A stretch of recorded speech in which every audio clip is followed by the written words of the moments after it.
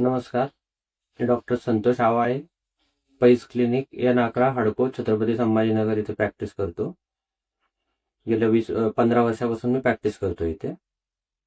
आपण सर्व जाणतो की धूम्रपानाचं व्यसन हे खूप वाईट व्यसन आहे आणि त्या व्यसनामुळे कॅन्सर वगैरे असे त्रास तर होतातच, पण काही दिवसांनी स्मोकर्स कप नावाचा एक खोकला आहे.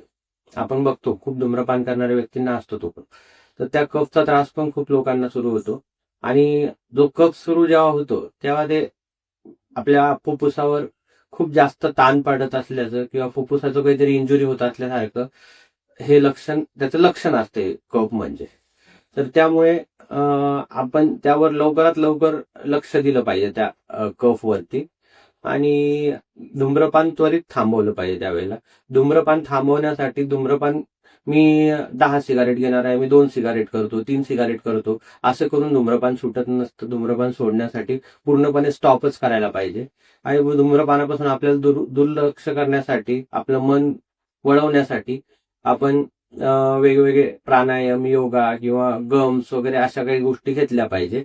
रोज वॉकिंग केली पाहिजे, चांगलं संगीत ऐकलं पाहिजे. म्हणजे आपण त्या धूम्रपानापासून स्वतःच्या मनाला डायव्हर्ट केलं पाहिजे.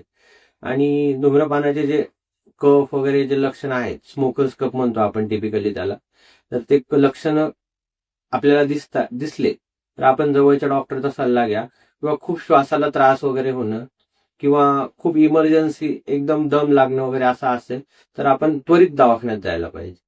धन्यवाद.